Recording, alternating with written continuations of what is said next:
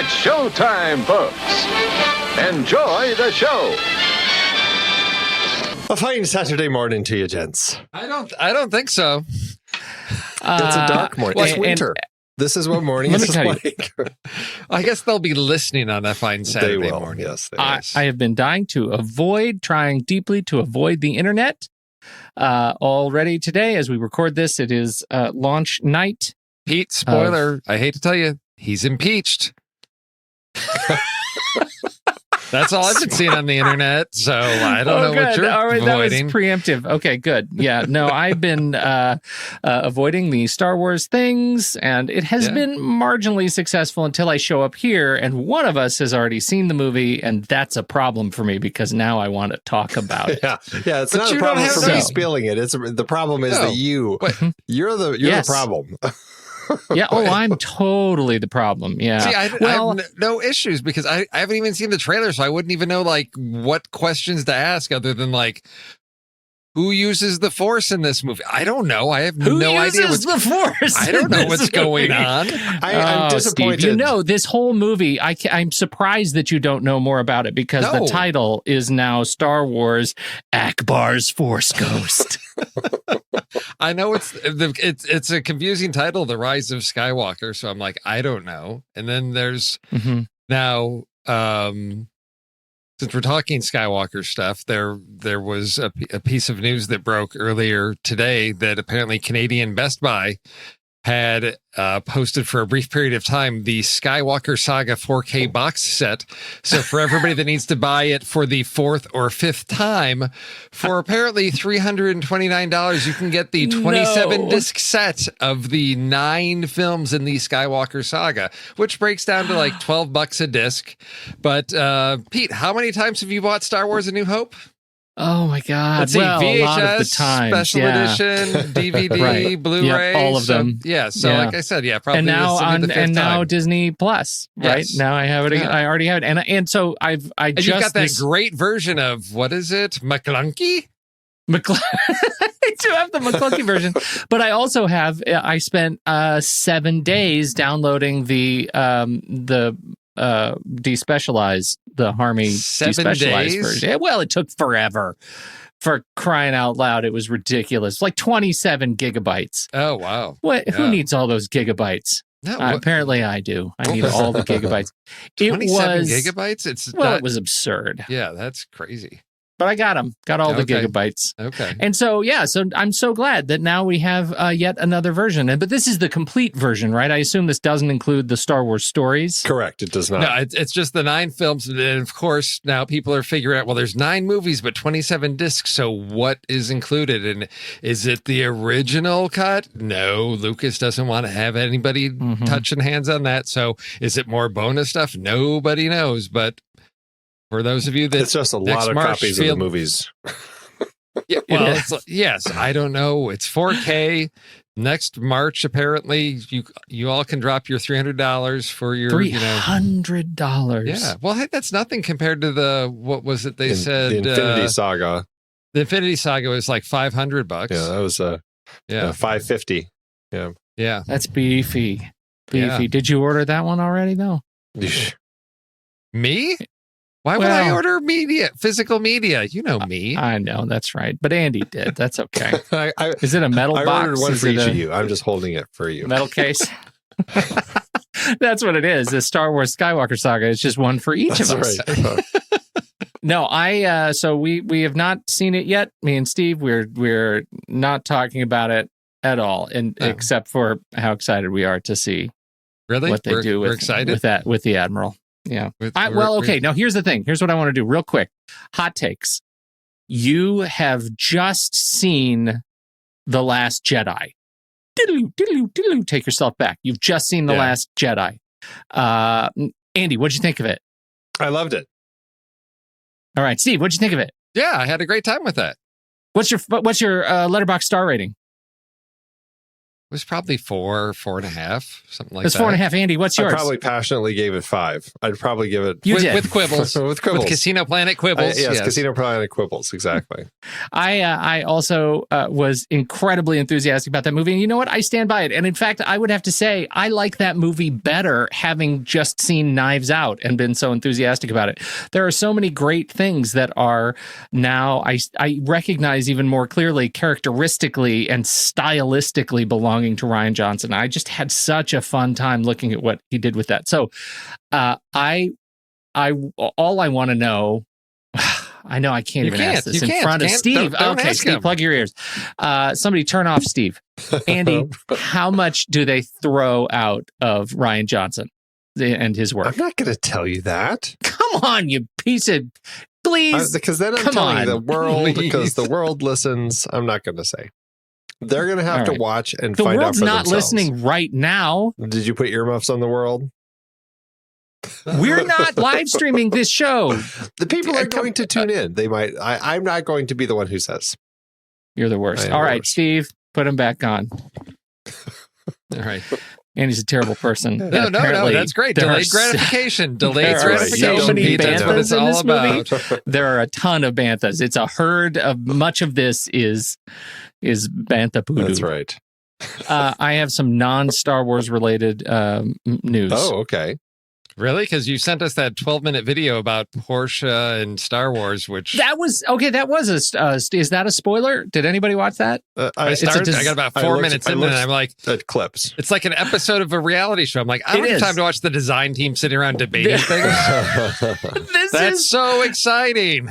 Doug Chang went to Porsche and said, hey, let's work together and have the Porsche design team design one of the ships in The Force Awakens, or in the Rise of Skywalker.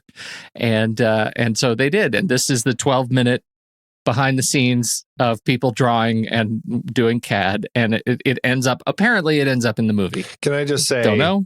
This may be a spoiler if people care.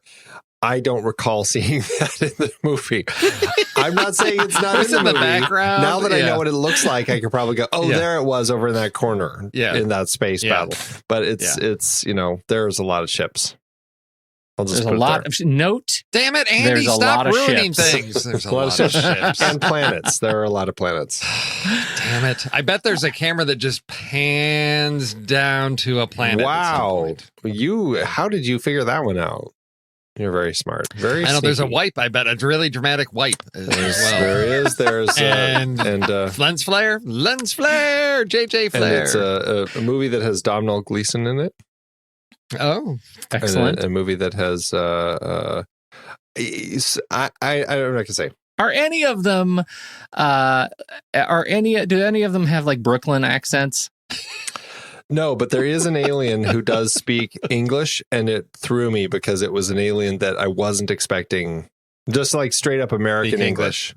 And it just I wasn't expecting it. And I was just like, oh, wait a minute. That guy shouldn't be speaking English. He does not look like the sort of person, the sort of creature that would know. You're basic. Such a racist. I thought that was... I'm a speciesist. I thought that was going to be a problem that was exclusive to The Mandalorian. I'd completely forgotten that has happened before. It also happened in Solo. It happened in Solo. It happened in Last Jedi and Force Awakens. Like occasionally, that should be there is just this. I know it should live exclusively in Star Trek. That is where that rule exists. Here, the rule is being broken. Anyway, so lots of banthas and an alien with an American accent. Yes, good. That's what we have. I have now watched both the last two to get ready for it. I did not do the entire prequel series. I've only watched Force Awakens and I listened to both of our shows to get ready for it.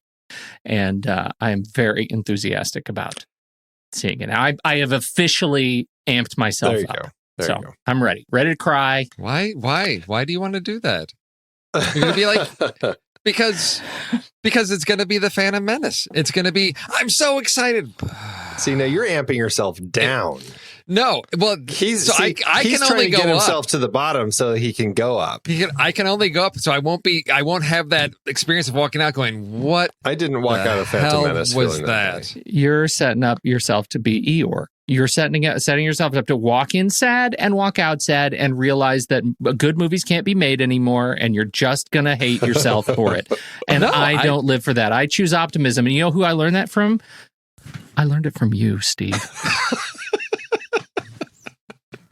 I'm just trying to moderate expectations because there's been far too many times where this is going to be great and it's good, but it's not the greatness. And if you don't get the feels that you want, it's disappointing. So, yeah, I know that I enjoy J.J. Abrams as a filmmaker, and I let him take me away and I get swept up. And so I know he's capable of doing that. I also know that, like, Super 8 has some flaws to it, but I really, really enjoy it. But I went in with really limited expectations of I'm not really sure what this is about. I don't know how much I'm going to like it, and I enjoyed it. And so I'm setting myself up for the same thing of I'm not expecting the penultimate. This is the capstone of this entire arc, that this was a well-architected trilogy. It's going to be an entertaining movie, and I will leave it at that. Now, you're not joining us for the film board this weekend, are you? No, I'm not. No, I wish that you were, because I would love to get your thoughts. Yeah. So we'll just have to All wait right. till you post Well, on we'll wait Letterboxd till or next Thursday, perhaps. Oh, wow. You're going to be waiting that long, huh? I mean, You're seeing it this aren't we weekend, recording? right? I don't have tickets. You There don't have were, tickets I'm yet. there sorry, were what? rows of available seats. Granted, they Yeah. were the front row, So but still, there were seats available. There were rows of available yeah, seats I on the got floor a kid. in I front got a of my kid seat. driving in. I got a kid driving in from Colorado Springs. She's leaving Friday. She's coming in Saturday afternoon. So I don't think the Yeah. first thing she's going to want is me dragging her to Star Wars. You never So- know, though. I bet it is. She probably I'll is. bet No. it is the first Now thing my she girls wants. are like, Star Wars. Yeah. Okay. They're more excited Okay. to go see Jumanji 2 or whatever it Yeah, is. that was a fun one. Yeah. I thought that was going to be the thing that outs Andy. He played pretty cool just then. I have Marvel news. Would you guys Marvel shut news? up for a second? Marvel news. This- the TV stuff? This was the first thing that greeted me this morning, and it is, in fact, the thing I've been laughing about all day long. The headline is, this is on NBC News, USDA tariff tracker removes Wakanda, fictional home of Black Panther, as free trade partner. Oh. That is delightful that Black Panther is still getting great press so long after the movie. This is apparently, nobody really knows exactly how this happened, but the USDA Foreign Agricultural Service website allowed you to choose your FTA partner as Wakanda, and it had its own card, its own little tags, and it maintained some fairly strict trade negotiating terms. For example, yellow potatoes had to maintain a 0.5 cent per kilogram base rate when shipped in from the East African nation, while frozen Chinese water chestnuts were tariff-free. If the U.S. decided to import them from Wakanda, cows were also tariff-free. Wow. Outstanding Yes. gaff. Whoever is responsible for not deleting the data on Wakanda before they went live, I love you. My hat's off. That slays me. So, so good. Chadwick Boseman did not expect to get a hero shot on this particular news site with this story. What are we thinking of Cats? Did you guys jump out to Cats and say Cats is I open was now? going to see that after Star Wars, but I had to come here, so sadly, you won't get my report. I have not seen it, but I listened to the NPR review on the radio this afternoon, and it was stellar. It was just stellar listening to these seasoned critics try to wrap their heads around what they saw on screen. And it kept coming around to apparently to the ears and the tails. And they said, you cannot watch this movie and not get so distracted by Judi Dench and wonder what makes Judi Dench decide to twitch her ears that are always moving. They're always moving. The CG is constantly moving around their bodies and their legs and their movements. It's incredibly distracting. I like that on Metacritic. It says, it's not as bad as it looks. Correction. We just read the reviews and it is, in fact, exactly that bad. Oh. That sounds about right. Yes. I'm sorry for Tom Hooper. It sounds like this one is not looking great for him this holiday season. No. No, either.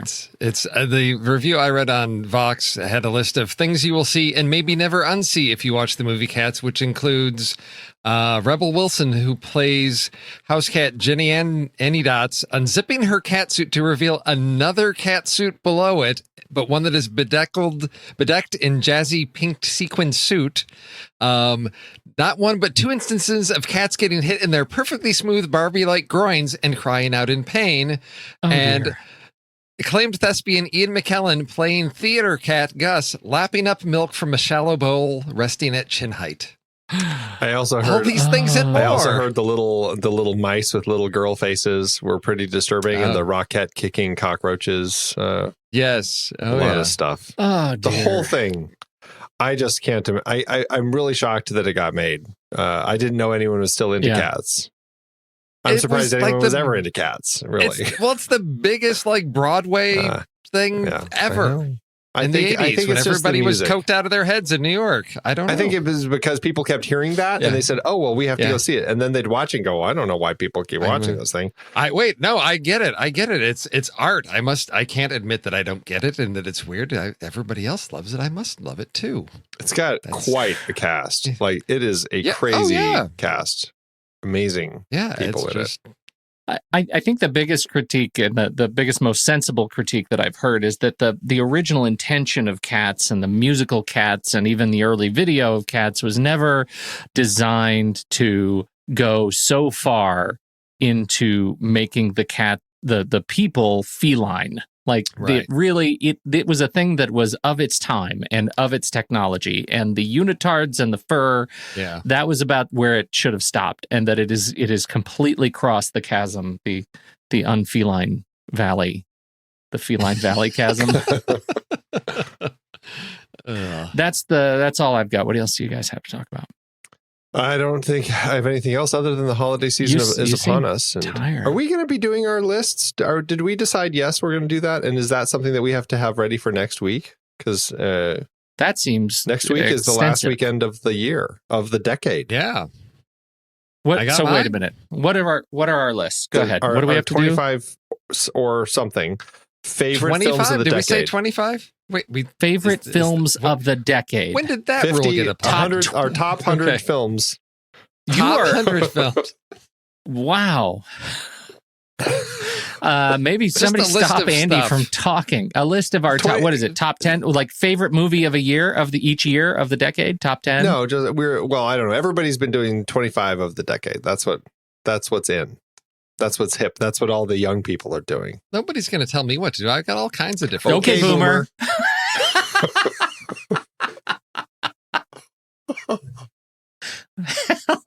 That was a dumb joke, but it played well. It did. All right. You're the old timers on here. I think you can handle Mr. Gray hairs. 25 movies. 25 movies. All right, 25 movies of the decade, and we're doing that for next week's Satmat. Yes. Tell me we're not doing, then we skip the list. We're not doing the list. List. What is our movie next week? Let's see. This week's The Lonely Guy. It's All of Me, right? Because now we have to have two lists. That's all the movies. Yeah, we could skip it, and that's fine. We'll skip that list, and we'll just do this list. Yeah. We'll do the countdown. Okay. All right. Well, that makes it easy. We don't even have to come up with themes this week. Yeah, that's great. Oh, what a vacation. Well, but we do have to theme our 25 favorite films. 25 lists of the decade. And they all have to be body switching movies. Sorry, Steve. I know you've already put the work in. Back to the drawing board. No, I've got some other listy. We don't use that word around here. I know. I've got other types of things we can, for discussion topics, I guess, about the decade that we can discuss. Right. But I will have a list of 25. That's easy. I've got some other things. Now he says it's easy. It is. I just go into Flickchart and my Letterboxd and sort and filter. Boom, I'm done. I did that. And then I was like, oh, wow, I really need to jump in and do some re-ranking because some of these things are in the wrong places. Especially now that speaking of re-ranking. Hey, look at you. I got to keep Somebody's this thing trying moving. to Come on, get us All right, guys. do it. Shuffling. All right. Do it. We are going to do some re-ranking here. Let me jump into our... And I love playing my game with Andy. That was fun. That was fun. All right. Let's see if it's still Rank fun. this chart. All right, we're going to rank some of the movies that we have ranked of all of our movies that we've talked about over on flickchart.com, where all 432 movies we've talked about on the show have been ranked from favorite to least favorite. And we're going to do some re-ranking now. And our first up, we have A Star is Born, 1976. That's the Streisand-Christopherson version, opposite The Host, Bong Joon-ho. I don't think Steve has seen A Star is Born, 1976, but I think he has seen The Host. Yeah, I mean, it wouldn't matter because it's the host, and you agree I it's do the agree. host.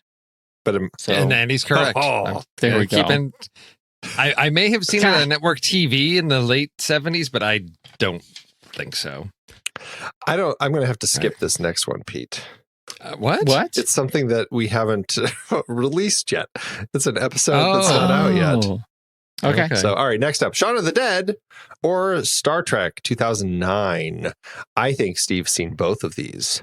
And I think Steve prefers Shaun of the Dead, just like me. Now he's telling me what to think. I don't know about this game anymore. Hang on, let me mute Steve. Wait, he's a figurehead at this point. This is good. Wait, Shaun of the Dead or Star Trek Star Trek 2009. Oh, I have seen both. Oh, You've got red on you. yeah, I know. No, I mean, I know, you've got but- red on you. Yeah.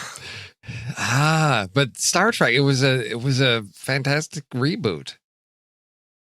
Oh, I will go J.J. Abrams on this one. Oh, Right now. Yeah. Ooh. Really? Yeah, that I love Shaun of the Dead, but I don't know. I will. That Star Trek is one I can just put on at any time and just watch. Yeah. Yeah. Totally. Wow. Okay. All Yeah. right. That's crazy. Crazy. It's like you don't even know me. know. It's Not like crazy. Andy does. Not like he did. All right, Pete, where are you? And that guy can really fly. You're the deciding factor here, Pete. No, I'm Star Trek. Oh, you are. I didn't I even didn't need hear to you say speak. that. Yeah. Star Trek takes it. I Yeah. used my And I mind. guess Star Trek was already ahead of Shaun of the Dead and Oh. held its spot at Okay. 23. Okay. All right. This one will be easy for Pete. Moneyball from 2011 or Moneyball. the Thomas Crown Affair 99 version. I think Steve has seen both of these. Dang, you're 3 for 3, Andy. What do you pick, Steve? And Steve prefers Moneyball. Oh, yeah. I definitely prefer Moneyball. Yeah. All right. We all prefer Oh, yeah. Moneyball. Moneyball takes it. Yes. Moneyball held steady at 83. Yeah, 82 prefer spots too low Moneyball. for Pete. That's right. Exactly right. We got more Star Trek coming up. We got Star Trek First Contact or Manhunt, one of Fritz Lang's films. Star Trek First Contact for me. I think Steve has seen Star Trek, but not Manhunt. 4 for 4 on Andy. Gosh, it's got some really terrible stuff. And James Cromwell dancing to the rock music is just the worst. That's what you remember out of that movie, huh? That is the curse of that movie is James Cromwell ruined it because of that. But I still will Drunken go with dancing? it because I did Yeah. like a lot of the Borg stuff. I think they could have done better, Yeah. but I still Yeah. like it. All right. So Star Trek held steady at 229. Next up, we have La Vie en Rose or Alien. I think Steve has seen Alien. Alien. I think that one's not fair because I think didn't La Vie en Rose come up last week? Yeah, I'm sure it did. It seems to pop up regularly, Yeah. but Alien is definitely the No, better you're of the correct. film, and that was Yeah. held steady at 21. Next up, we have The French Connection or Atlantic City. I would say Steve has seen French Connection. These two, not Atlantic City. Is that's Yes. okay. All right. This is eerie. It's French And Connection. the thing is, I think it was it Ray in Discord said, "Oh, well, Andy just probably looked at Steve's flick chart." I nuked my flick chart a couple years ago. It only has a couple hundred movies in it, and I have only started really consistently letterboxing stuff like maybe again within the past year. So Yeah. it's not like Andy has access to information unless he's reading my brain. That's exactly what I'm doing. That's what he's doing. New technology. Well, French Connection. We need liners in these hats to keep anything out of my That's brain. right. Just get your tinfoil. French Connection is what I pick, and that held steady at 66. I've lost count, so we'll just say this is our last one. What? How many were we doing? I don't know. 10? That was 17. number 6. Okay, that was number 6. Because I'm keeping track. You're 6 and I'm 0. way off then. All right. Escape from the Planet of the Apes and We're No Angels from 1955. I don't think Steve's seen either of these. Which Planet of the Apes is that? It's the one where they go back in time to the present. The two apes and to regular 70s society. Oh, and you're they right. Have the baby. If I did see it on WGN, it was maybe once when I was a little kid, but I don't think so. I remember the original one and the one where they're like in the underground city, which is with the second one. Yeah, worshiping the nuke. Yeah. Yep. 7 for 7, Andy. I kind of am partial to the Planet of the Apes films, and I really enjoy that one. So I'm going to say that one. But We're No Angels is a great Christmas movie, but still I'm going to go with Planet of the Apes. Yeah, I think I'm We're No Angels, but do I care that much? Angels are Really? apes, Pete. Angels are apes. I'll give you apes. Oh, look at you. Tis the giving season. Escape from the Planet of the Apes held steady at 153. Oh. Next up, we have Autumn Sonata from our Ingrid Bergman series. Wow. And we have the Poseidon Adventure. Ooh, there's a pair for you. Oh, man. Thank you, Flickchart. I pretty sure Steve already said at some point that he hasn't seen Autumn Sonata, but boy, Poseidon Adventure, I feel like this might be one that Steve has caught at some point. So I'm going to say Poseidon Adventure, yes, he's seen. Ernest Borgnine. That's right. And yes. It's got Andy, its stuff. What do you do? I would definitely What watch do you Poseidon do? Adventure first, but I'm going to say Autumn Sonata, actually. Yeah, I'll say Autumn Sonata too. All right. Well, Autumn Sonata held steady at 207. And then what is this one? Is this steady at 207? Is this That's 10th? fascinating. This is 9. Okay. We have Kiss Kiss Bang Do you know Bang. what, Andy? Stop counting. I know. Just let Steve do the counting. You're just, it's not. Steve's He good can for read that. my mind. He can't count from 1 to 10. He can't count from 1 to 10.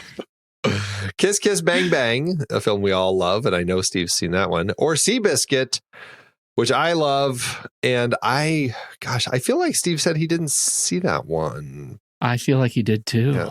Yeah, That's right. yeah. Look at But that. Kiss Kiss Bang Bang is the answer. So you don't worry Seabiscuit about for it. me. Better be. Seabiscuit. Kiss for me. Kiss. I love Seabiscuit so Kiss much. Kiss. All right. Well, you're both going Kiss Kiss. I'll let you vote on that one, even though you haven't seen Seabiscuit. No, I shouldn't. What am I doing? Because I'm voting for Seabiscuit. I know. I'm like waiting for your grace to come What am I tumbling doing? down. I can't count. I don't remember the rules anymore. What's happening to me? The rules that I made up. Okay, we're gonna have to rock paper scissors. This You're going to one. have to do it. All right, here. Are you ready? Yes. All right, here we go. 1, 2, 3. Scissors. Ah, Seabiscuit cuts blah. you. Ooh, Seabiscuit had a big old jump from 96 to 38. Yeah. Oh, 38. no. Wow. You're That's gonna on have my to watch it so you could go vote. Why, I know. Wait, at Put it what on point your does list. Seabiscuit come around in this little cavalcade of re-ranking? Because I think it would be great if we got to do that again in a couple of weeks. Is there any way to push that up? Who knows? You'll have to work on the god of random. Yeah. Yeah. All right, so is that 10 or is this next one 10? No. No, this next one's Okay. 10. Yeah. So once again, we have another Star Trek film popping up in here.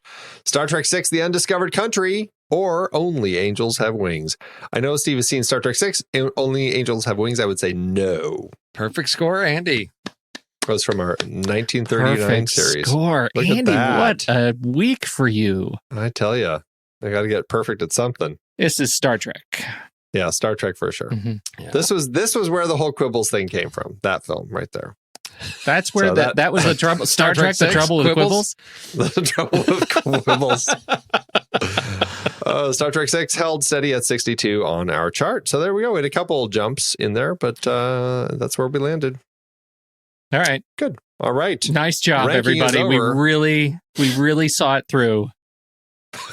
All Let's 10. do trailers. All right. All right, Andrew. I think I get to go first since I you pulled do. We have not had this in I don't know how long. I know. I pulled an A24. We have our A24 rule, Yeah. and I get to go first now.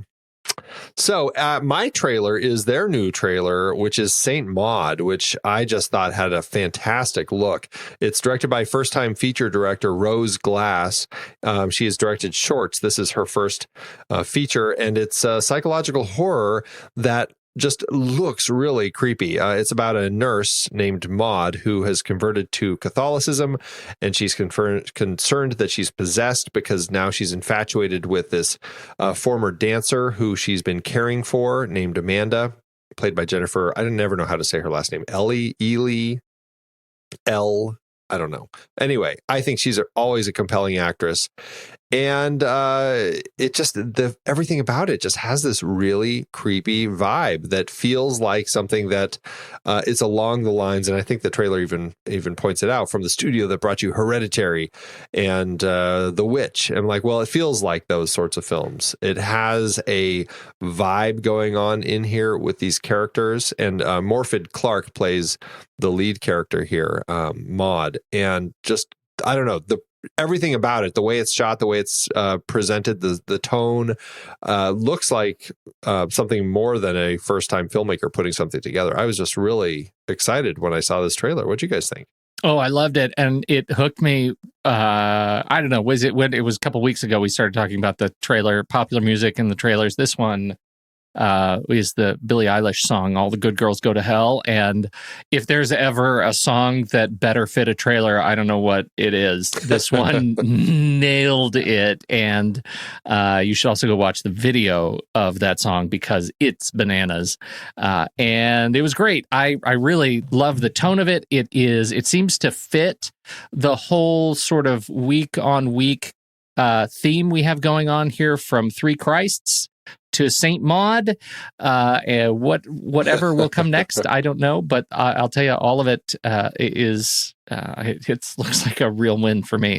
This looks terrific. It's clear that you have made your full transition into I am open to freaky. Yeah, movies. man, when she puts her foot in the shoe, yeah. No, this is, and I like this type of thing because I have a feel there might be some supernatural element to it, but it's more of a psychological piece to it that's very interesting to this one. And it does just, the trailer really sells the tone very well of what this thing is. Andy, you're right on. It has a beautiful look to it that's really draws me in, and I'm looking forward to being uncomfortable in the theater watching. Oh, she just has so much charisma too. Like you just want to see what she does with this. Absolutely. Definitely. Ben Fordsman is the cinematographer, who also hasn't done a ton of stuff like as an actual like feature projects and stuff. And it looks like this is his first time, but he's worked been working his way up over the years. And so I think this looks like something where a lot of people are coming together, doing something big for their first film to really make a mark. So I'm impressed. This already played at TIFF in September, and it's going to be opening March 27th here in the US, May 1st in the UK. And let me see if there's any other release dates. I think that we've got a few others. No, that is pretty much it. It's playing at the AFI Fest. Oh no, I guess that was last month too. So yeah, that's all I have. So hopefully it will get a little bit wider release. But as we know, it's A24, and so their streaming service is pretty good. You can find them all over the place. So once it goes digital, people will be able to track it down. It'll be on Canopy in the US. Yes, indeed. That's right. Yep. Oh yeah. All awesome. Right, Steve, I guess you're next. Okay. Do you want me to snap all the way through? Sure. I'm going to be your background. That's going to be really annoying. You're supposed to start. Well, we talked about Cats and the musical that nobody wanted to see or nobody asked to see, and next year we're getting one that I think people will be very excited to see on June 26th, when coming to a theater near you is a adaptation that I'm going to go out on a limb and I say I predict that In the Heights is going to be bigger than Spielberg's West Side Story. And the reason is I think John M. Chu has the ability and has proven that he can handle musical numbers. He had a web series, I think I may have talked about this on the show a long time ago, called the LXD, the League of Extraordinary Dancers. And it's like a little superhero segmented story with all these dance numbers with all different types of dance, and he handled that really, really well. And looking at the subject matter that he's dealing with, which is coming from Lin-Manuel Miranda, as it says right there in the trailer, from the genius that brought us Hamilton, this just looks like so much fun. And I think the talent behind this is going to outshine. Not that Spielberg can't do it well, but what he's been doing lately is more adult fare. And I feel like he's lost touch with that fun childhood side. I didn't even bother going to see the BFG or anything because he's fully entrenched in his, Bridge of Spies and War Horse and all of that. And I think this one's going to be the bigger musical when it hits next summer, In the Heights, coming, in June. And just the bright colors, the cinematography, the choreography, everything. I'm sold on this one. I'm looking forward. I don't know I've never seen the show, so I'm not a big Broadway guy type of thing, but I will show up in the theater for this one. So what about you guys? I had never heard of the show. I didn't even realize it was a show until you said that it was based on a play. I thought this must have been something that they created just for film. So it's exciting to know. And clearly I'm out of touch with Broadway theater. I loved the look. I loved the vibe. I loved the tone. I mean, I was really excited by what they were doing here. And just the cast. You don't get a lot of what the story's really going to be, but it's clearly about people dealing kind of just in this neighborhood and just life in this neighborhood. Right. And that kind of expansive story where it's kind of a small area, but it's a lot of people as they're dealing with something. I'm excited about it. And I think you're right. John Chu, I think, is a really exciting director that can, do something really good with this. So I'm excited. Count me in. I'm a big fan, and I'm a big fan of the music. But I'm also a big fan of the music because this was, in terms of Lin-Manuel's, Lin-Manuel, we're so close. We're close on Twitter. He, in terms of Miranda's overall sort of work, this is Hamilton 1. Right. And so when you listen to it, if you're familiar with the Hamilton music, many of the musical tropes that he uses and became so big in Hamilton, and the way the music is constructed, the way the musical narrative is constructed over the course of 2 hours, it started here. So I feel like this movie, the movie music, I think is a real showcase for fans of Lin-Manuel Miranda's stuff, even more than maybe the kind of intimacy of the story and the bodega and the Dominican Republic kind of story. And it is definitely a story of class and of wealth and of, it's just, it's incredibly culturally rich, and you can tell it means so much. I mean, this is from his heart, this show. And it just, you can feel it. It's him, doing the main part. He is actually not doing the main part, but you can feel like the spirit of Miranda is definitely in this character. So I didn't know the whole story about this, so I did a little Wikipedia searching, and according to Wikipedia, he wrote the earliest draft of In the Heights in 1999, his freshman year of college. Yeah. Oh wow! And then it was a student theater company that did it. It was a short little 80-minute one-act show.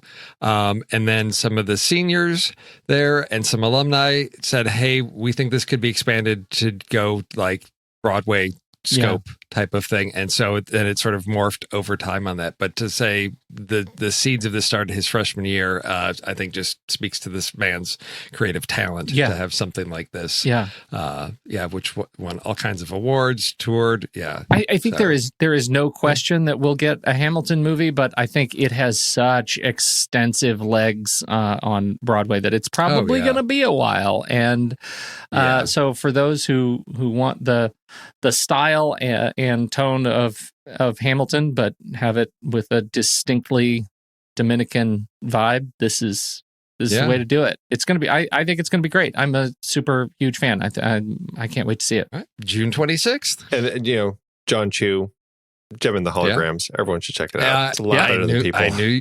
Yeah. Man, it's been a long time since you've dropped that. Wow. I know, right? I know. Oh man, that is a little sort of like undiscovered gem that people need to go track down and watch, because it is surprising how good that movie is. It really is. Yeah. My trailer is, well, I was going to do this other one because I was buffaloed into it, but I changed hard pivot when I saw I totally missed the hard trailer that just came out for Christopher Nolan's Tenet. And I can't say anything about it because I don't know. The plot is currently unknown. This is a story of things that go backwards, and there's lots of ropes and wall running, and it looks like there's some spy stuff and some driving stuff, and there's definitely cars that chase each other back end to back end. That's crazy. And it seems like exactly what I want out of Christopher Nolan. He did it. He's doing it again. And I had to watch this trailer several times because it doesn't make sense to me. And I still love it. There is definitely time travel stuff going on. There's definitely spy game stuff. And IMDb says evolution. Evolution, y'all. Okay, Chris. So this is the cast. We don't know who anybody is, but we know Aaron Taylor Johnson's in it, and Robert Pattinson, and Kenneth Branagh, Elizabeth Debicki, Michael Caine, Himesh Patel. Himesh Patel, you guys, yesterday is in this movie. Yeah. Oh, I like him so much. And I can't believe you haven't said John David Washington. Well, I was getting there, man. Alphabetical. Oh, okay. Andrew Howard. We'll get back around. Yuri Kolokolnikov. And then, John David Howard is in it as well. John David Washington? I mean, Washington. Howard is written right. His name right. Andy, you are such a schoolmarm today. Okay.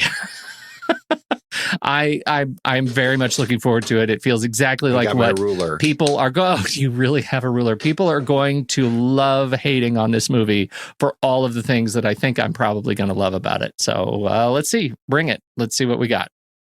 Going to go interstellar with the space library all over the place, and I am here for it. What do you think? Yes. I was angry you picked this because I didn't want to watch it. But it doesn't matter, Steve. It doesn't matter. I know. I watched. I was like, I have no context for anything going on. That's all I know. That's all I need to know. Yep. I'm fully on board for this. I know some people, are going to hate on it just because they like to hate the Nolan. And, he's got his Lucky Charm. He's got his Michael Caine there. And he's treading in familiar territory. It's very much got that Inception kind of feel where seems like we're in the real world, but some rules are being bent. I'm curious to see, it looks like we're getting more into the action genre where they're police investigating something. I don't know. They got weird rope rigs that allow them to like catapult themselves up sides of buildings. I'm excited to see this. I'm excited to see nothing more about this until July when it hits screen. Can't wait for trailer. That's what I'm excited about. We can't pick the second trailer as a trailer pick. You can, and I'll just pretend I didn't see it and talk about the first one. Your internet is breaking up. Your internet is breaking up. Well, let me just say, I did see Star Wars tonight in IMAX and IMAX 3D, and I actually got the Christopher Nolan IMAX treat of watching the opening of this film in IMAX. So if you want a little more, Pete, check it out. Okay. It looks fantastic, and the opening was great. My daughter and wife looked at each other as soon as it was over, and they're like, "What was that? I want more." Oh, good. So, yeah, it just everything about it looks really, really interesting. I will say if you do go watch it, it weirdly felt like, and I don't know if this is a good thing, but Nolan, in some way, like a response to what happened when Dark Knight Rises opened in the theater. It was weird because it opens with a scene like that, and it was like I'm a little uncomfortable all of a sudden. Yeah, interesting. So, but anyway, movie looks great. I can't wait to see it. This is definitely on my list for July next year. July 17th, 2020 in the US. And it's a big rollout that starts the 15th in Indonesia all the way through France on the 18th. So I will say Germany does get it on the 16th. So Angela worked something out.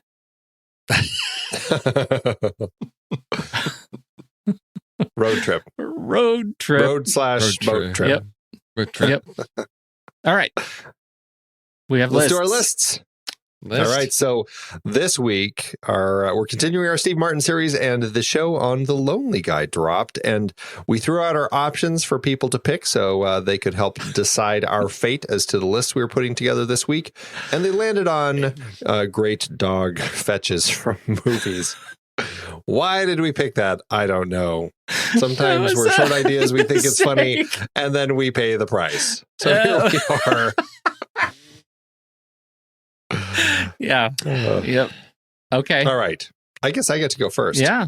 You get to go first. I'm going to go with a movie that is I did not see in theaters. It came out 2018, just a year ago. I missed it in theaters, watched it later, and I'm like, why did I not watch this? It is now one of my top Wes Anderson films. It is Isle of Dogs. And there's a fantastic scene that is really great when you have Chief, the dog played by Bryan Cranston, who meets up with, or who he's with the young boy as they're traveling across the island looking for the young boy's dog, Spots. And the boy throws a stick for him and is trying to get him to fetch it. And Bryan Cranston just looks at him and is like, I'm not going to fetch that. And it's just this thing. And finally, he's just like, look, I'll get it, but I'm doing it because I pity you. I'm doing this because I feel sorry for you. Yeah. It's just so great. It's brilliant. It's great. And then it leads, of course, to, the more bonding between the two. And it's just a fantastic moment. So I've never tasted a puppy snap. Right. It's so great. Oh, I love this movie. Makes me want to watch it again right now. That is my first pick, Isle of Dogs. That is a hard steal. Well, you pre-stole one from me. I'm trying. That was the first thing that came to mind. I said, one of you guys will have that on the list, so that is not on my list. Oh, okay. You were smart. I dug deep on this and had to do some search and had to do some finding clips on YouTube to verify that my memory was accurate, because some of these I have not seen in quite some time. The first one is a film that I discovered on cable TV in high school, and I don't know, it was just on HBO all the time or something, and it's a weird combination of comedy and horror, directed by Steve Miner, and this is a film called House. It's the story of a troubled writer who moves into a haunted house after inheriting it from his aunt, and at one point there's a monster that is chasing him, and he kills it, and then he chops it up into pieces and buries it in the backyard. And of course, the dog digs up this hand, and we've got a dog with this grotesque, monstrous hand in his mouth so it's sort of fetching in the sense of, dog digging something out but it's a scary monster, but the scene is played for laughs. So this is just this odd tone in this movie,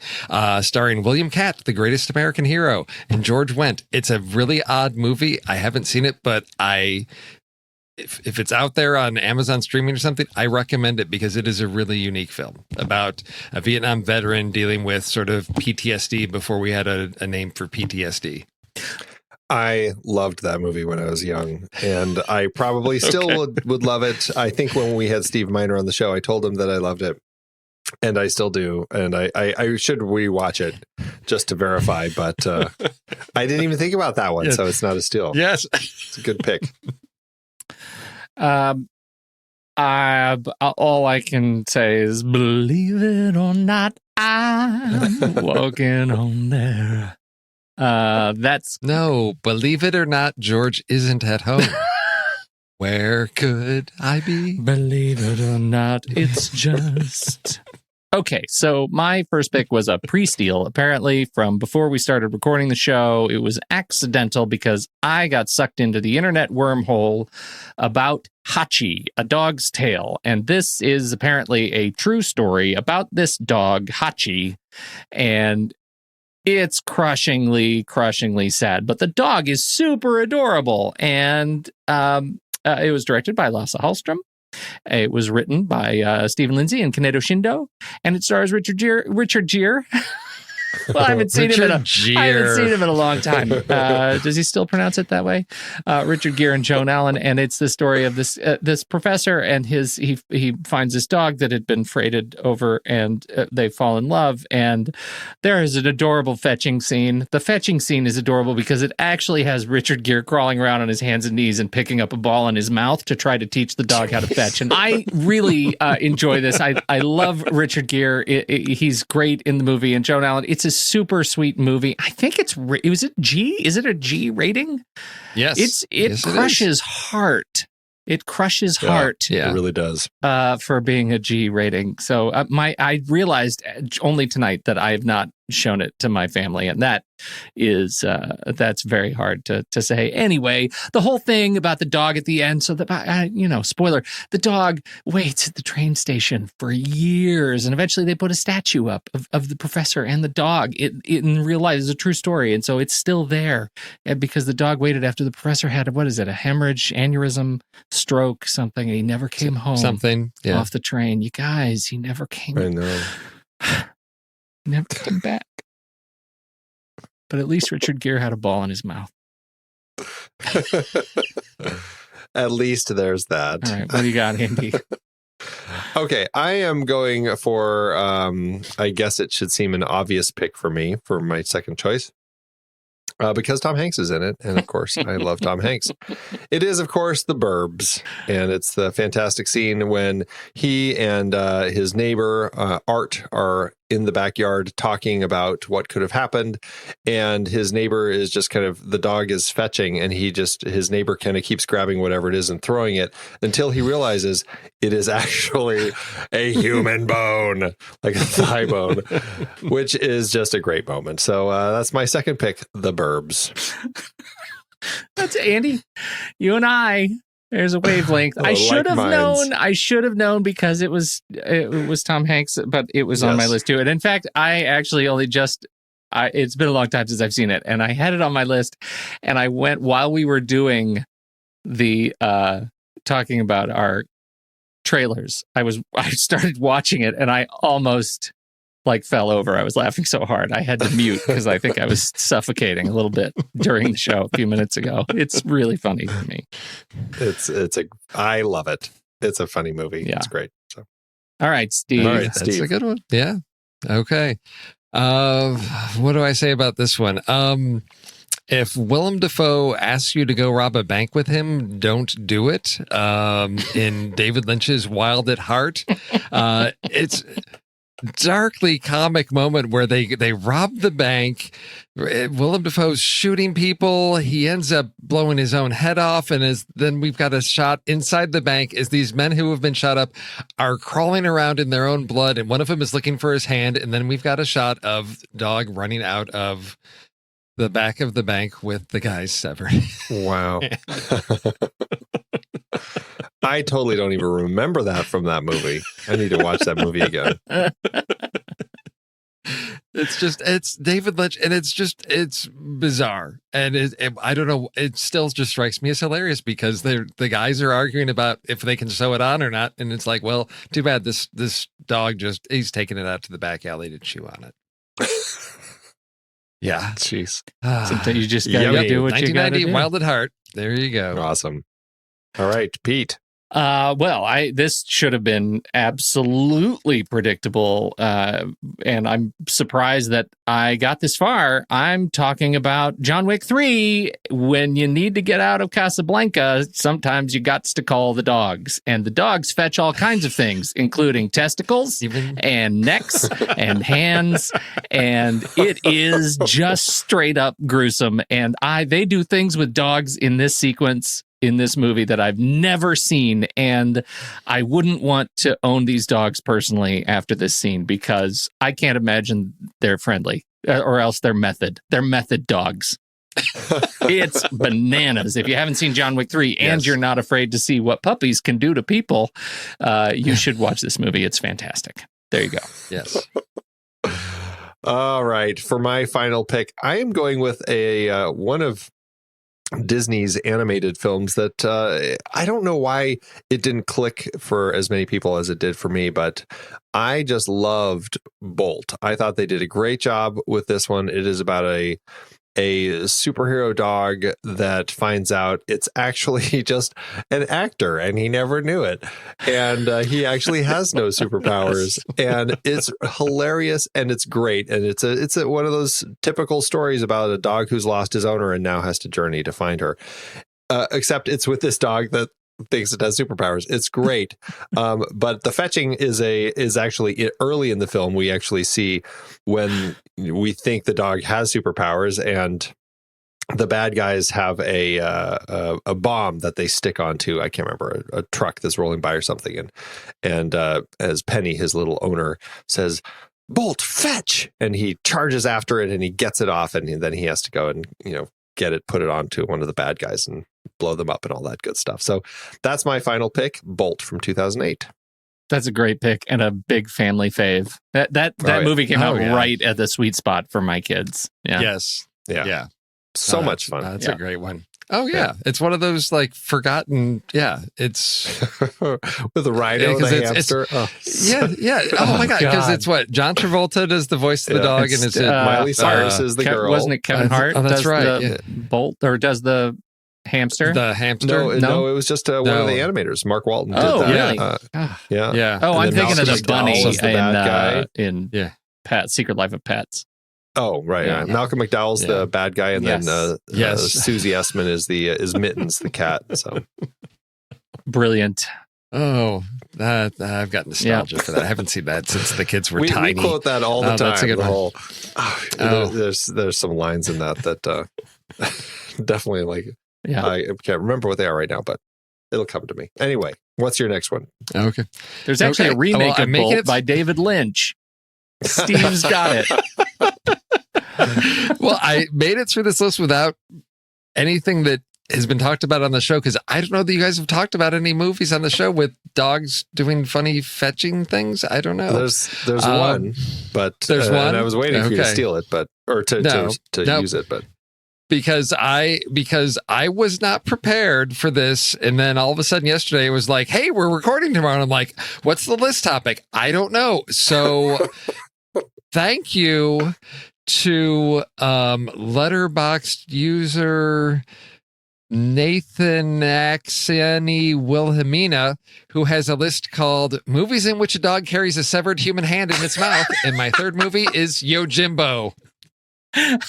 Wow. There is Yojimbo. God bless Letterboxd for its crazy list that people put together.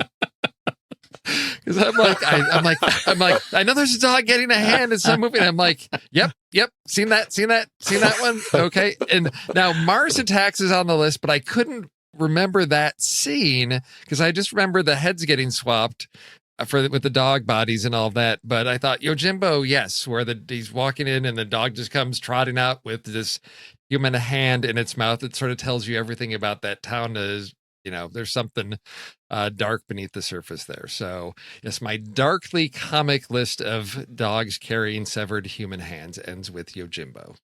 That's hilarious. That's hilarious. Yeah, that's a good pick. All right, my final pick. I'm really surprised I made it this far. I think you guys know if I have an opportunity to pick a Leslie Nielsen movie, I'm going to take it. And this is Naked Gun 2.5. I'm serious. When they shoot the giant... So here's the setup, right? OJ, I know. Settled science. I know. He gives signal that it's all clear. And then our man Leslie, Frank Drebin, he's down there and he's dressed in his spy gear and he shoots the giant cartoon grappling hook over the roof because he's got to scale the building. And what does he latch on the other side, you guys? What does he latch? A sleeping Doberman. That's hilarity right there. Hilarity. And he pulls the Doberman up as he scales and they meet in the middle and chaos ensues. Wow. Chaos and comedy. Now, here's the thing. Yeah. Here's the thing. That movie is a 6.9 on the IMDb star rating really? scale. 6.9. So I'm just saying there is hilarity in that movie. And I think the dogs are part of it. So We'll say there is hilarity from the 80s and 90s in that movie. I don't know how well it holds. All three of them are available on Hulu. I tried watching the first one with my daughter, and she said, first OJ, my gosh. And then this is, no, it just did not hold up. I have to say there's a joke in there. You guys might remember in the first one when Frank is with Priscilla Presley. And, she's on a ladder. Oh, yes. And he looks up and is like, nice beaver. Thanks, and then she I just had it stuffed. Right. An actual beaver. Yeah. Yes. I was in Brazil and I was watching this. Oh, no. Brazil and let me just say, that's the sort of joke that absolutely is an American joke. Like, it just doesn't translate. There's no humor. Like, there's nothing there. It's like, it's because it's a beaver. Yeah. Look, it's a beaver statue. There's a reason that it's, Well, Richard Griffiths is in this movie as Dr. Meinheimer. He's amazing. Okay. I'll let that go. Anyway, I've got fond memories of it. I apologize for nothing. I do too, of all of those.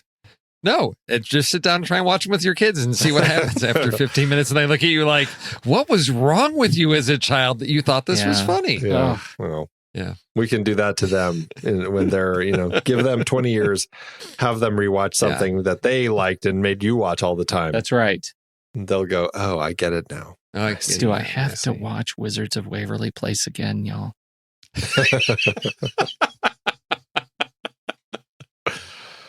That's it. That's our list of dog things. Yes, it is. Yeah. And we're doing our special list next week. So we're off the hook for now. Yeah. 25 movies of the decade. But by the time we talk again, we're not... the big holiday will have passed. We will have definitely seen Star Wars, and we'll have done a show on it, which we're doing on Saturday night. The film board will release between now and then. That's very exciting. And I think, is that all the news? Merry Christmas. Well, we're dropping our last Steve Martin episode for the year, also between shows, and that's the last show for the whole year, and then our Colin Higgins series will pick up in 2020. So should be good. That's the news. Mm-hmm. So have a great holiday, everybody. Hope you get a chance to take a break, to pause, to reflect, to relax, to watch a lot of great movies. Please just watch a lot of great movies. It's good for you. It's good for your family. It's good for the economy. Make movies great again. thenextreel.com/merch for those last minute stocking stuffers. There you go. Let me just assure you, you will not get them in time. But do it anyway. Doesn't mean you shouldn't order them. That's right. Order now for next Christmas. That's right. Thanks, everybody. Happy holidays, everybody. Thank you. Hondo holidays.